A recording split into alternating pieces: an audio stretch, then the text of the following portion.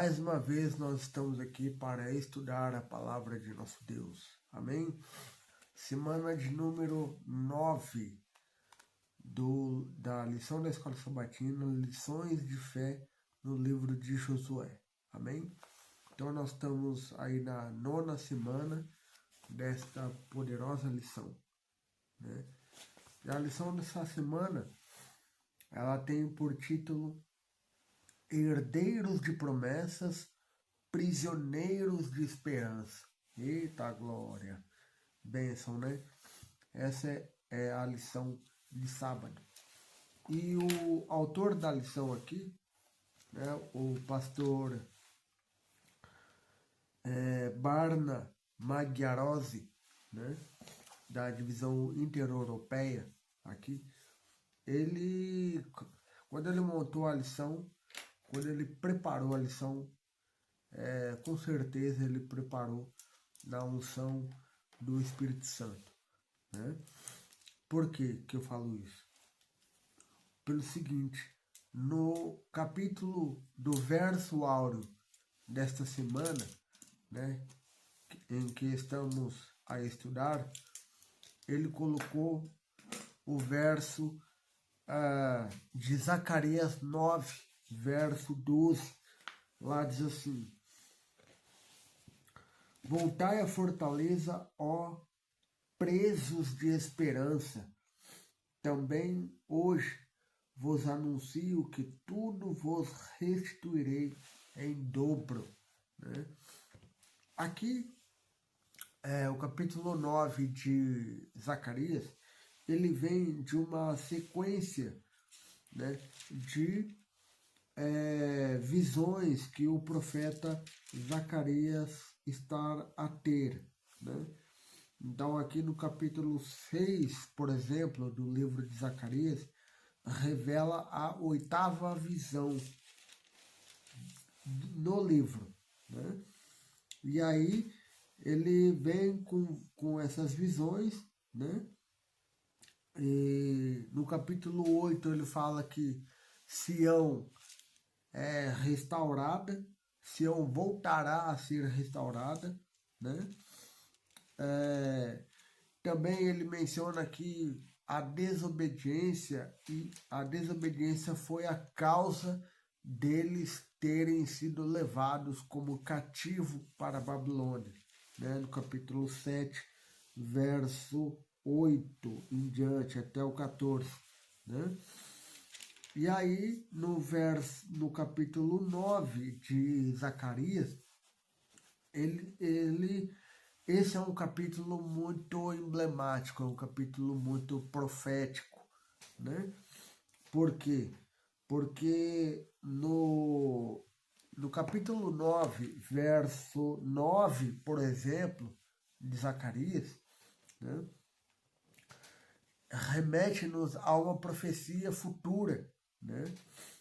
Fala assim, Zacarias 9:9.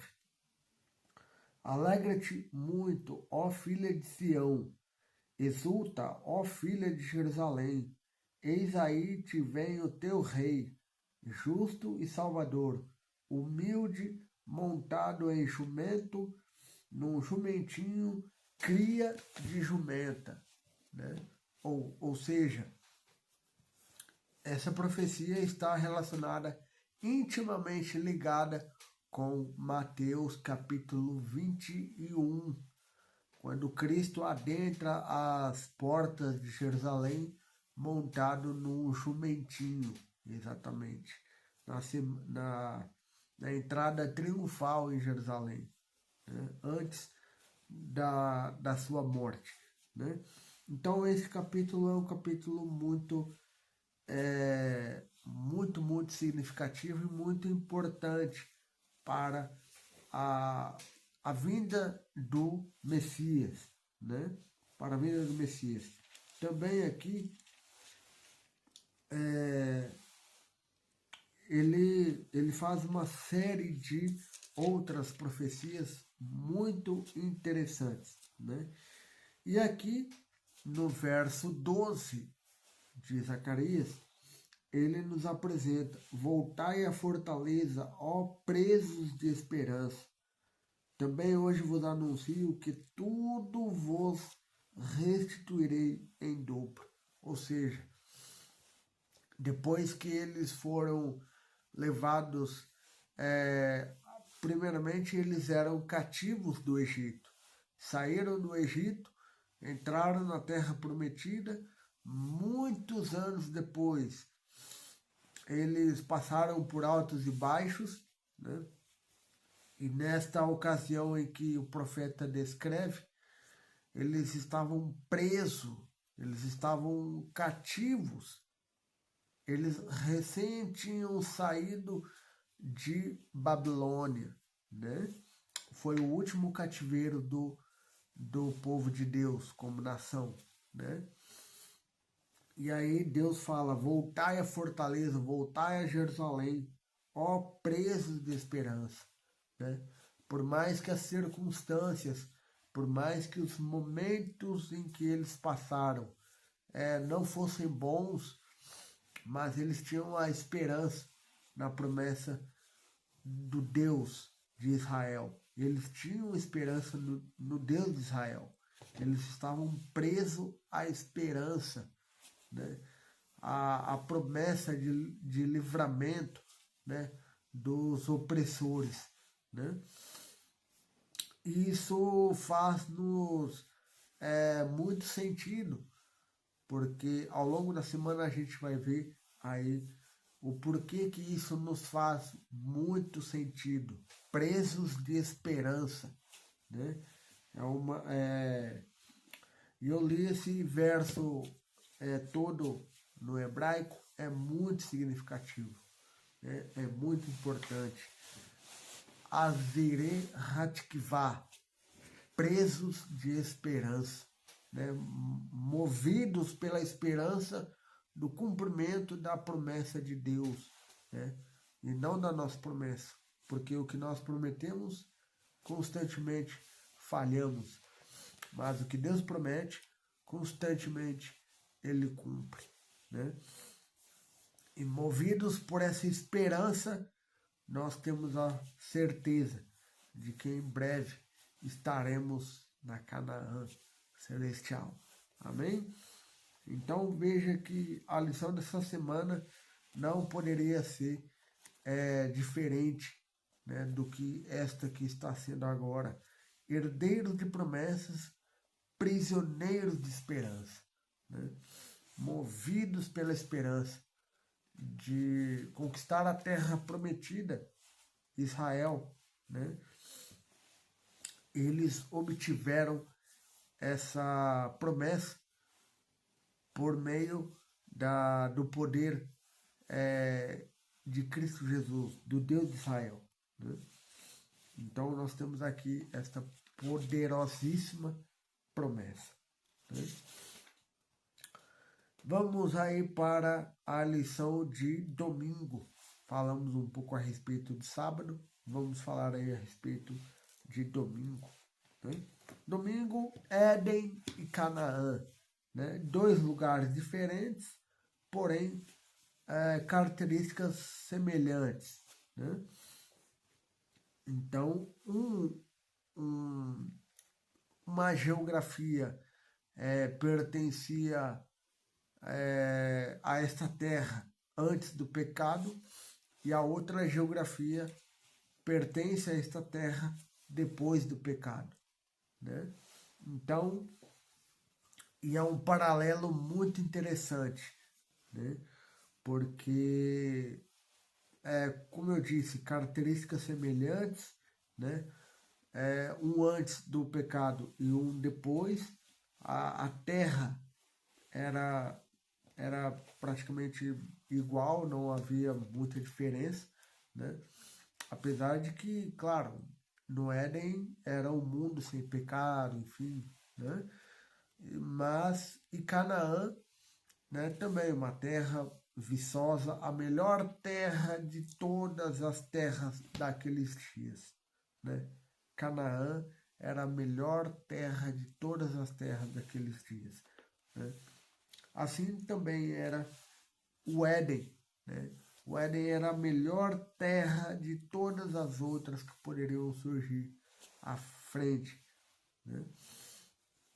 E a primeira, conhecemos bem a história, né? Adão e Eva viveram lá por certo tempo, não sabemos quanto é esse tempo, mas que eles viveram no Éden, viveram por algum tempo, né?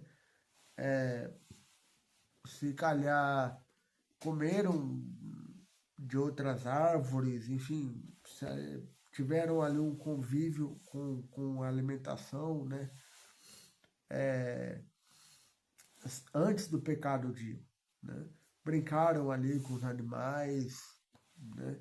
Enfim, viveram ali alguns dias, ou não sei, sem pecado, ok? Mas e este jardim era abundava beleza e abundância, né? Tudo que aquele jardim possuía, eles possuía ao extremo, em beleza, em abundância, enfim, né?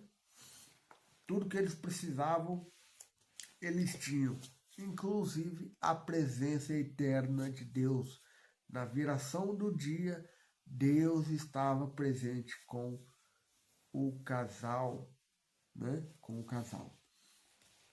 E já Canaã, né? Que é o que nós estamos estudando, que é a terra prometida, né? Aqui fala que era também uma terra, como eu disse, né, que mana leite e mel, uma terra forte, uma terra saudável, né? Não havia tantos químicos para se pôr na terra, para que a terra não desse cardos e abrolhos, mas sim o produto da terra, né? Então a terra era viçosa, a terra era fértil, né? Muito mais do que qualquer terra nos dias de hoje, né? E aí por isso Canaã se torna uma referência, né, ao Éden, né? Pelas características semelhantes, pela abundância que a terra proporcionava de frutas, verduras, enfim, outros alimentos que nós não conhecemos, enfim. A terra era uma terra, conforme a Bíblia mesma diz, que manava leite e mel. Imagina aí, olha aí o poder que essa terra tinha. Claro, obviamente, dado por Deus, né? Mana, leite e mel, né? E com isso, nós temos também aí, na pergunta 2, né? Como entenderam os patriarcas a promessa da terra, né? O que acha que significa para nós adventistas viver como herdeiros das promessas, né?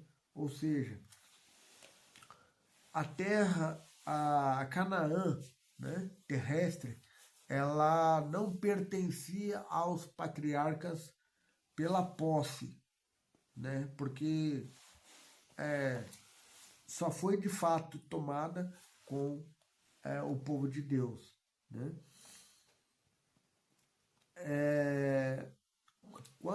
Olha só, quando Abraão entrou na terra que Deus lhe tinha mostrado, pela fé, essa terra tornou-se na terra da promessa, para ele e para os seus descendentes. Ou seja, Abraão ele permaneceu ali lá atrás, né? Em Gênesis 12, quando Deus chama ele, em Gênesis 15, né? A conversa com Deus e Abraão ali, ele fica lá atrás, né? Muitos anos lá atrás, do povo em que estamos a estudar. Ele fica 400 anos, né? Aqui. Então, é claro que ele não fica 400 anos, né? Isso é óbvio, né? Porque ele morreu antes, né? Mas, enfim, essa terra, né, a terra prometida, a Canaã, né, Deus deu esse período, né, de graça para os que estavam ali, né, para eles se arrependerem de seus pecados, né, para eles se arrependerem de suas mazelas, enfim, né, mas não fizeram isso, perderam a chance e agora quem está tendo a chance é Israel, ok?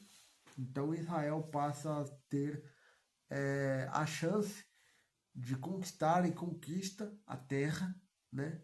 Conforme nós vimos na semana passada, com Josué e Caleb, eles conquistam a terra, conquistam Hebron, conquistam outras cidades, enfim, né? E aí eles partem para cima e tomam posse da terra, né? E para nós hoje, adventista do sétimo dia, servo de Deus e amigo de todos, né? Essa promessa também ela é válida, né? É claro que o objeto da promessa mudou, porque nós não vamos mais construir uma nação aqui nesse planeta. Não. Agora a nossa nação é o novo céu e a nova terra, onde a paz e a justiça se beijam, né? Então veja aí, esta é a nossa esperança, né? Sairmos deste mundo de pecado e irmos para um mundo eterno, um mundo glorioso, um mundo imortal, onde nós seremos imortais pela graça e maravilhosa presença de Jesus Cristo, né?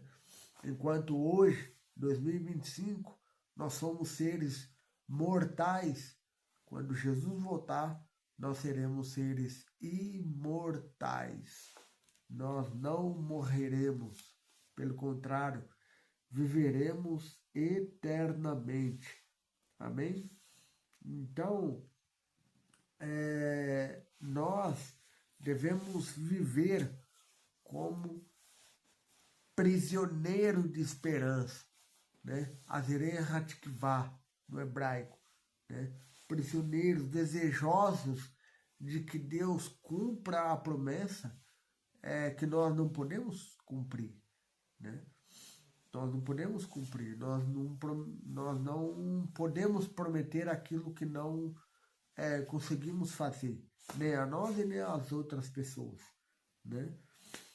Mas só Cristo pode e está nos dando a promessa de que haverá com certeza um novo céu e uma nova terra para todos nós. Amém? Então aí o Éden e Canaã se assemelham em muita coisa, porque saímos do Éden e voltaremos para o Éden, né? Saímos das mãos de Deus e voltaremos para as mãos de Deus. Saímos de um jardim, voltaremos para um jardim. Eita glória! Amém? A palavra de Deus começa num jardim e a palavra de Deus termina num jardim. Apocalipse 21, Apocalipse 22. Amém? E Gênesis 3. Então nós temos de ter esta maravilhosa esperança, né? De que de uma capa a outra capa a geografia é a mesma. O jardim, entende? O jardim é o mesmo. E saímos dele e voltaremos para ele. Na lição de segunda-feira, a terra como uma dádiva. Olha só, a terra como uma dádiva nada mais é do que a terra Canaã, né? Conforme nós acabamos de estudar na lição de domingo, né? Então, este era o objetivo. Canaã era uma dádiva e eles estavam indo em direção à dádiva que Deus tinha para eles, né? Então, a relação que eles tinham especial entre Deus, Israel e a Terra Prometida era podemos dizer que era a obediência, né? Porque a obediência é que levaria o povo a possuir a terra, e a desobediência é que levaria o povo a, a ser escravo de outras nações, né? Tanto é que Deus, Deuteronômio 28, né, 29, 27, por ali, ele mesmo diz, olha, não é porque vocês conquistaram a terra que vocês vão fazer o que vocês quiserem. Não. Se vocês seguirem o caminho da obediência, vai acontecer uma série de coisas aqui na terra. Mas se vocês não me ouvirem, não me obedecerem, na terra que vocês estão, ela será amaldiçoada, né? Não a terra em si, o povo, né? Porque viriam outras nações e levariam eles como cativo, como de fato se fez acontecer muitas vezes na história do povo de Deus. Então, a dádiva que Deus estava dando para eles era uma dádiva condicional à obediência aos mandamentos e obediência aos preceitos de Deus, né? Então, seguindo o caminho da obediência, bênção. Seguindo o caminho da desobediência, destruição e morte, né? Então, eles tiveram aí que escolher, né? Conforme nas lições passadas que nós aqui estudamos, né? Pedagogicamente, eles foram a dois montes, né? O Monte Ebal e o Monte Gerizim. E isto significa, né, exatamente isso, na prática. Aceitação ou rejeição da palavra de Deus na vida do povo e na nossa vida também, né? Como um todo. Então, Deus, ele não brinca de ser Deus e ele não brinca de dar dádivas aos seus filhos. Mas, em contrapartida, o que ele pede de nós é obediência, né? Que nós sejamos obedientes à voz do Senhor, né? Difícil? Não é. Mas precisamos reconhecer que sem Ele não tem como, né? Então vamos lá. Lição de terça-feira. O desafio da terra. Aqui o desafio da terra a gente está a trabalhar a lição quase que toda, né? O desafio da terra eram as pessoas que lá haviam, né? Os gigantes de Anakim, né? São aquela aquela conversa dos 10 espias quando eles foram de volta ao arraial, né, ao acampamento, né, falar para Moisés, né, para Moisés e também, primeiramente, para Moisés, né? Ó, a terra é boa, a terra é mana leite e mel, a terra é ótima, perfeito. Porém, esse porém é que arrebentou com tudo, entendeu? E essa palavrinha, porém, tem hora que ela é uma bênção, mas tem hora que ela é uma maldição, ela é uma desgraça, né? Porque o povo falou assim, ó, a terra é boa para plantar, boa para semear, boa para colher, tem fruta, verdura, legumes, do bom e do melhor, a terra é ótima. Aí vem, porém, esse porém arrebentou com a malta, né? Por quê? Porque colocou em xeque o poder de Deus. Diretamente colocou em xeque o poder de Deus, né? E qual era o desafio da terra? Vencer os gigantes que lá haviam, né? Esse era o desafio da terra, né? Isso foi conquistado E isso foi concretizado na vida de Josué e Caleb, conforme nós vimos semana passada, não é? Então, ou seja, e conforme nós estamos vendo aqui, porque de Josué 13 a Josué 21, ali está uma lista de geografias que o povo de Deus conquistou massivamente, poderosamente, regidos e orientados por Deus, tá certo? Então, assim, o que antes era um desafio tornou-se uma bênção, porque Deus entregou não só a terra para eles pisarem, colherem, plantarem, comerem, mas sim entregou o povo que estava lá também. E quando Deus entrega o povo, quando Deus entrega a terra na sua totalidade, não há problema nenhum, né? Isso foi dito para Moisés, isso foi dito para Josué, né? E pronto. Josué tomou posse dessa palavra, Caleb tomou posse dessa palavra e eles partiram para cima. E eles conquistaram a terra. Eles conquistaram a terra e viveram na terra, né? Como de fato nós estamos falando a respeito dessa lição do trimestre todo, né? Então eles foram conquistadores da terra por intermédio do profeta Moisés, né? Mas que não se cumpriu por desobediência do povo, mas que foi cumprida pela obediência do povo sob a liderança de Josué e Caleb, né? Esses dois amigos, esses dois homens de Deus, eles foram líderes também, né? E eles influenciaram a mente do povo, né? Para que eles de fato conquistassem a terra e não repetissem a miséria que havia acontecido 40 anos antes, né? Então vamos lá. Lição de quarta-feira. Lição de quarta-feira fala sobre o jubileu. O jubileu e o ano sabático são duas coisas diferentes, tá? Então vamos ao texto bíblico, né? Vamos ao texto bíblico. Levítico 25, aqui, o ano de descanso, ok? Levítico 25, o ano de descanso. Então, o ano sabático funcionava assim, da seguinte forma.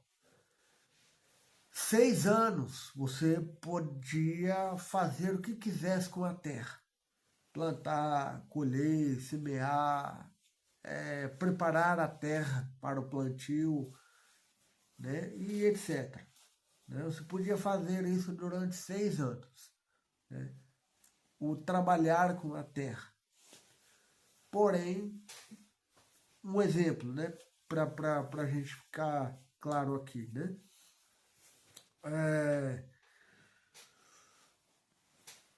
2018, vamos colocar assim, né?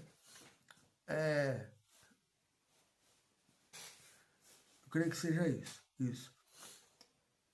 Exatamente. 2018.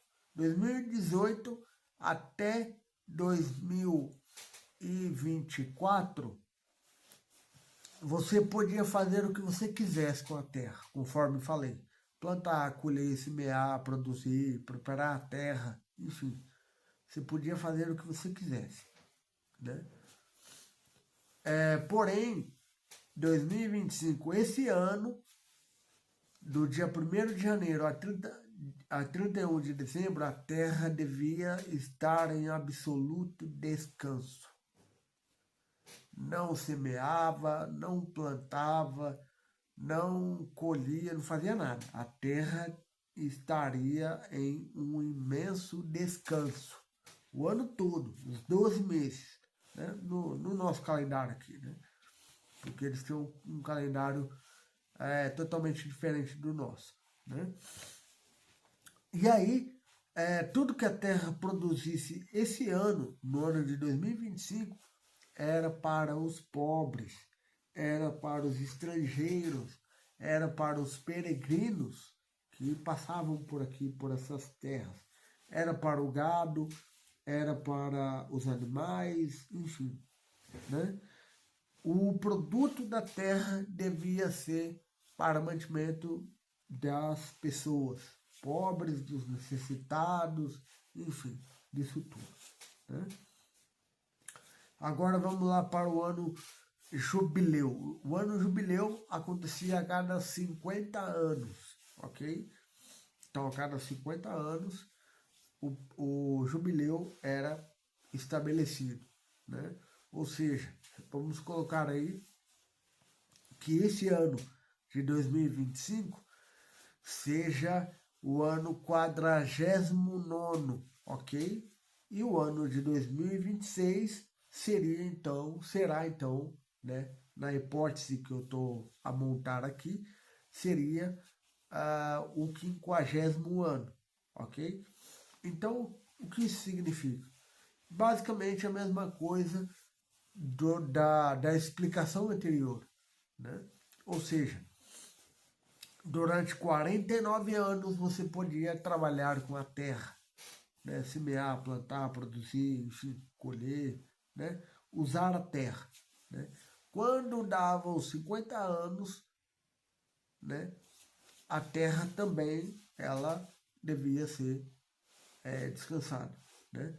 E o propósito do ano jubileu era para não haver usura, e também o propósito do ano do jubileu era para também que as pessoas não se aproveitassem uma das outras, não fossem exploradas, enfim, né? Se em determinado momento você precisou vender lá atrás, né, a sua terra, o seu pedaço de terra, enfim, né, fazer alguma coisa no ano do jubileu, né, ou seja, em 2026, digamos assim, o exemplo, né, para tornar prático e real aqui para nossa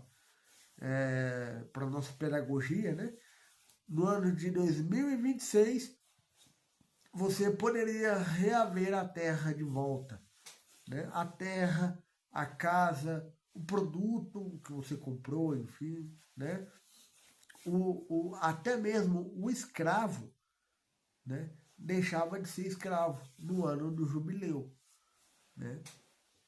Então ele se tornava livre, né? Ok? E isso era uma bênção para o povo, né? Isso era uma bênção para o povo de Israel, né?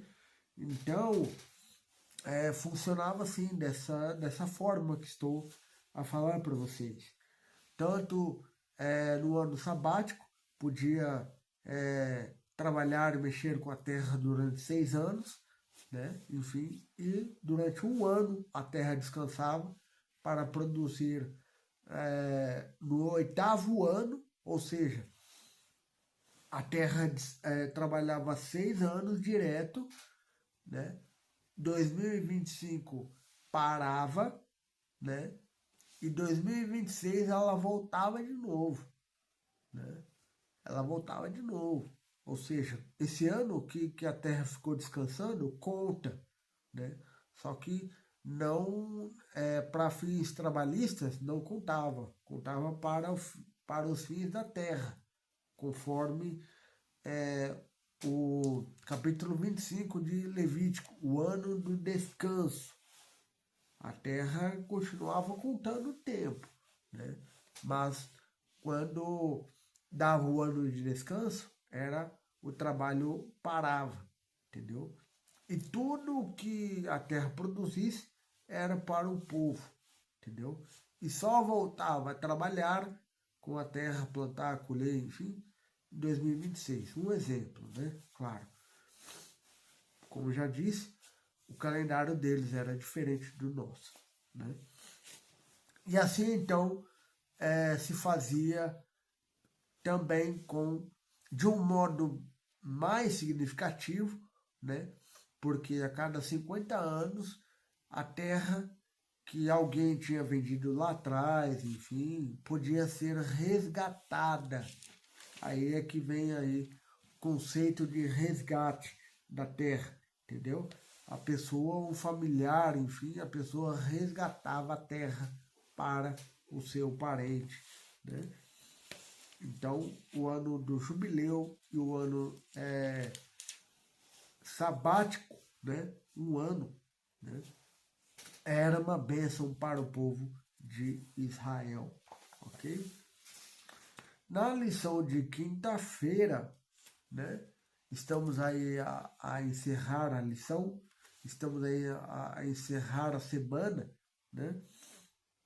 Na lição de quinta-feira, nos diz que a terra é restituída, né? Ou seja, Deus prometeu que a terra voltaria a ser do povo. O povo poderia ir, e como foi de fato, para os mais diversos cativeiros, né? Cativeiro assírio, cativeiro babilônico, né?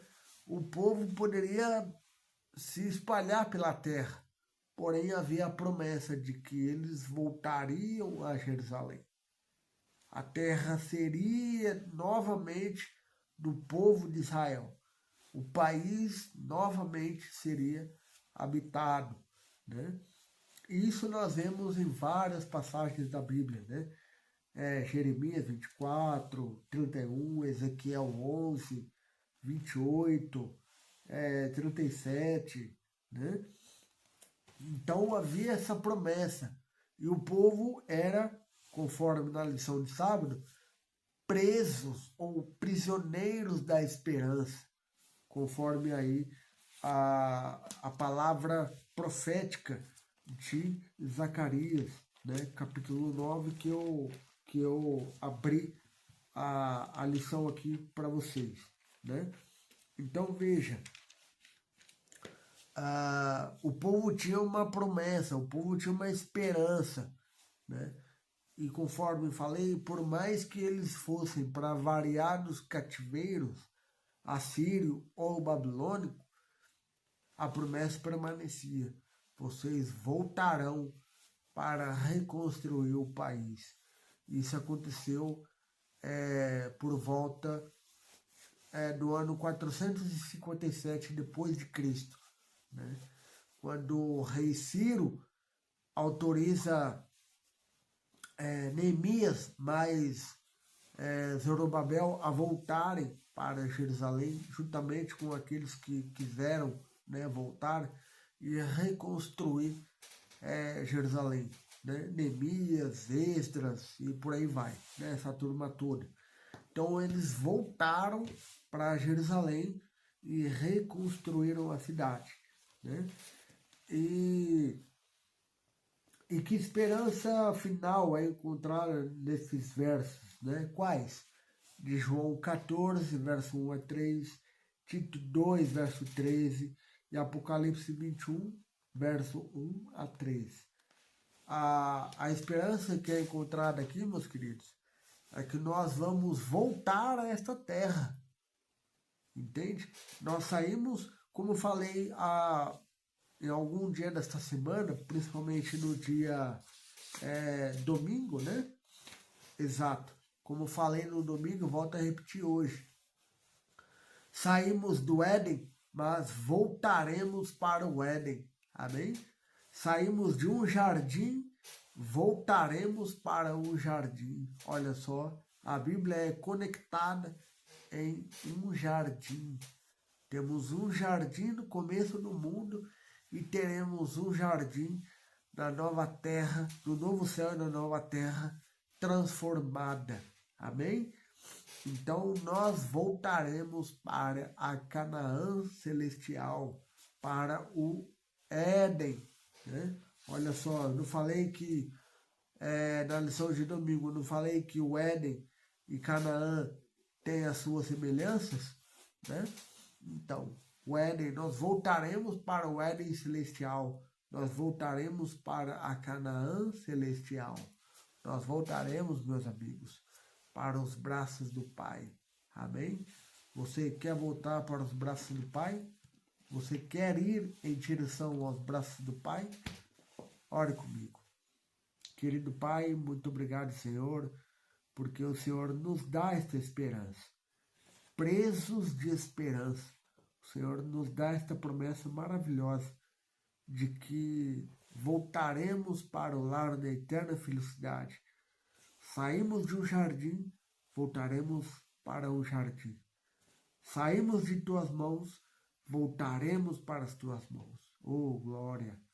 Louvado seja Deus, louvado e exaltado seja o sangue de Cristo em nossa vida. Perdoe nossos pecados, bom Pai, por misericórdia divina, e dá que sejamos realmente que o Senhor nos leve para o lar da eterna felicidade. Queremos muito sair deste mundo de pecado. Ó Deus, queremos sair deste mundo de cativeiro. Por favor, bom Pai, leve-nos para o lar da eterna felicidade. Leve-nos para a Canaã celestial. Leve-nos para o Éden celestial. Por favor. Em nome de Jesus. Amém. Se esta mensagem abençoou tua vida, deixa o like, compartilha e se inscreva em nosso canal. Tá bem? Família Melo, dia a dia com Deus. Até a próxima semana, se Deus quiser.